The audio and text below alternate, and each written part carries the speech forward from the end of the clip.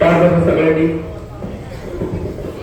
भारत माता की जय वंदे मातरम. आणखी आपला आवाज येत नाहीये मोठ्यानं सर्वांनी सहभागी होऊन भारत माता की व्हेरी गुड वंदे. ज्या मातेनं स्वराज्याचं बेतन स्वप्न पाहिलं त्या जिजाऊ ज्या महापुरुषानं हे स्वप्न सत्यात उतरवले ते राजा छत्रपती शिवाजी महाराज आणि ज्या युग पुरुषानं हे स्वराज्य आपल्या अंगात खांद्यावर केलं ते छत्रपती संभाजी महाराज. नीतीविना मती गेली, मतीविना गती गेली, गतीविना वित्त गेले, वित्ताविना शुभ खचले, इतके सारे अनर्थ एका अहितेने केले असे भारत देशाला पकडून देणारे क्रांतीसूर्य महात्मा ज्योतिबा फुले. पृथ्वी ही शेषाच्या मस्तकावर वसलेली नसून ती कष्टकरी कामगार गोरगरिबाच्या तळहातावर वसलेली आहे असे खणकावून सांगणारे लोकशाहीर अण्णाभाऊ साठे. त्याचबरोबर आपल्या भारत देशासाठी स्वातंत्र्य मिळवण्यासाठी ज्या शूरवीरांनी आपल्या प्राणाची आहुती दिली त्या सर्व शूरवीरांना मी आपल्या सर्वांच्या टाळ्याच्या गजरामध्ये या ठिकाणी अभिवादन करतो. 15 ऑगस्ट 1947 आपला भारत देश स्वतंत्र झाला. आपल्याला हे स्वातंत्र्य सहजासहजी मिळालं नव्हतं. त्यासाठी अनेक हुतात्म्यांना आपल्या प्राणाची आहुती द्यावी लागली होती. त्याचबरोबर बलिदान द्यावं लागलं होतं आणि जवळजवळ 150 वर्षाच्या गुलामगिरीतून इंग्रजांच्या राजवटीतून आपला भारत देश हा मुक्त झाला होता आणि तो सोनेरी दिवस उजाडला होता 15 ऑगस्ट 1947.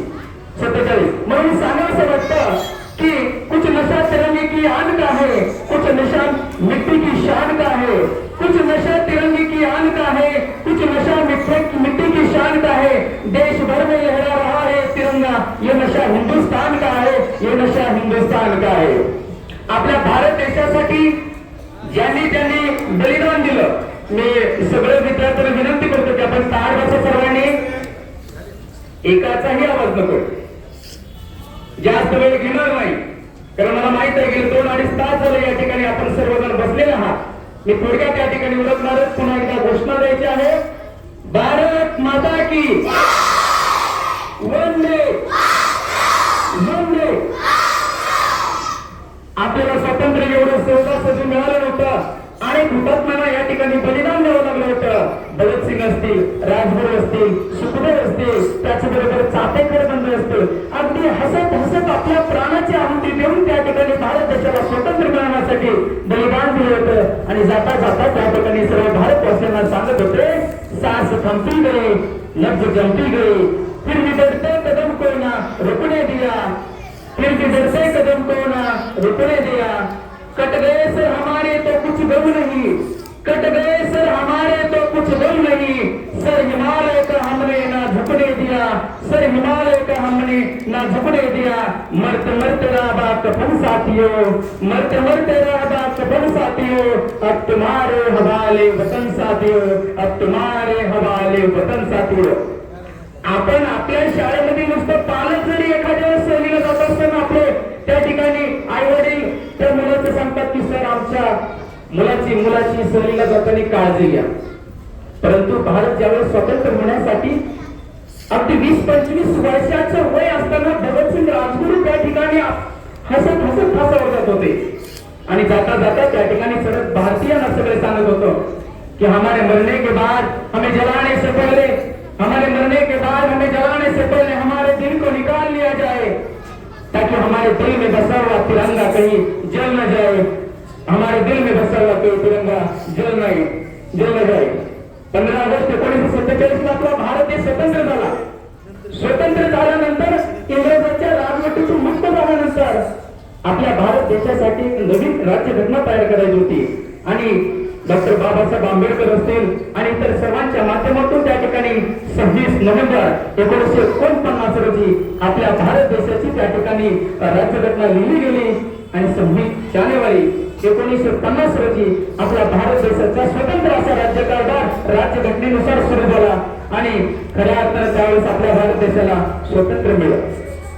मात्र आज जवळजवळ 75 ते 76 वर्ष होऊन गेले.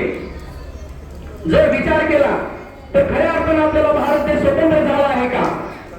आणखी आपल्या भारत देशामध्ये अशा अनेक गोष्टी आहेत की ज्या मनाला न पटण्यासारख्या आहेत. त्यामध्ये आपण पाहतो की जवळजवळ आज अख्खं जग आपल्या भारत देशाकडे तरुणांचा देश म्हणून पाहिलं जातं. अख्खं जग आपल्या भारत देशाकडे तरुणांचा देश म्हणून पाहतं.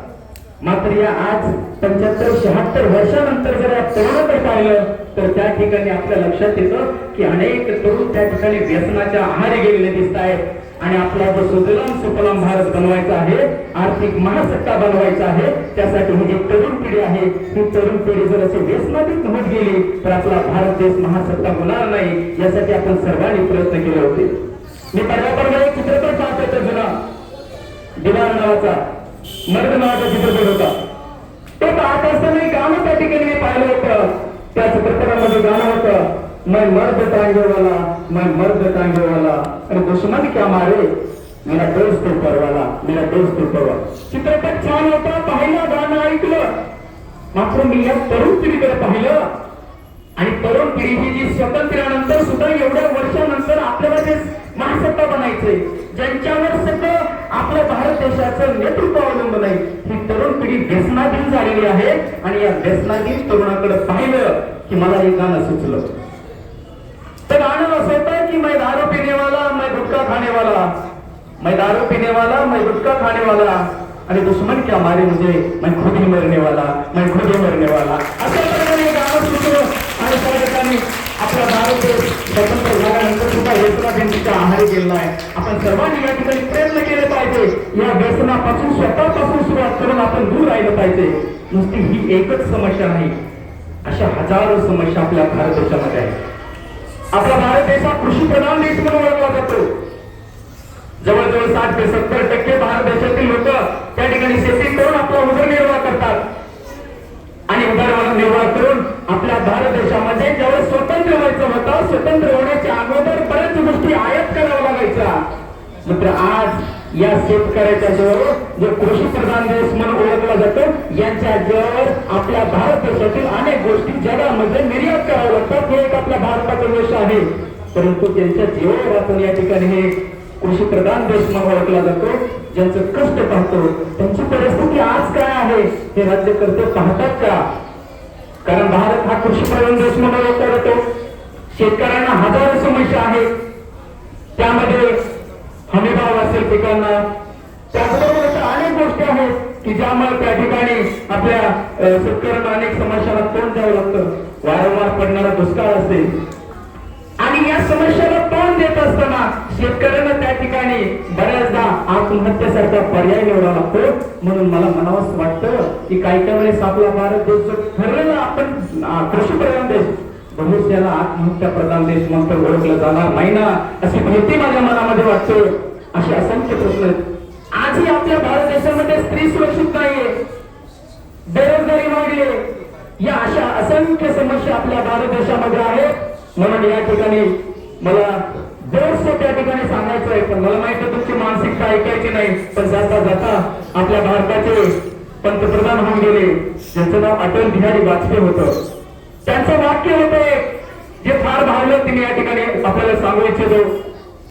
भारत कोई भूमि का टुकड़ा नहीं है, भारत कोई भूमि का टुकड़ा नहीं है, ये जीता जागता राष्ट्र पुरुष है. भारत कोई भूमि का टुकड़ा नहीं है, ये जीता जागता राष्ट्र पुरुष है. ये वंदन की धरती है, अभिनंदन की धरती है. ये वंदन की धरती है, अभिनंदन की धरती है. इसकी नदी नदी हमारे लिए गंगा जल है, इसकी नदी नदी हमारे लिए गंगा जल है. इसका कंकड़ हमारे लिए शंकर शंकर है, इसका कंकड़ कंकड़ हमारे लिए शंकर है. हम जिएंगे तो इस भारत के लिए और मरेंगे तो भी इस भारत के लिए. और मरने के बाद जो हमारी गंगा जल में अस्थियां बहेगी, उस अस्थियों को कोई कान लगाकर सुनेगा तो एक ही आवाज आएगी, भारत माता की जय, भारत माता की जय.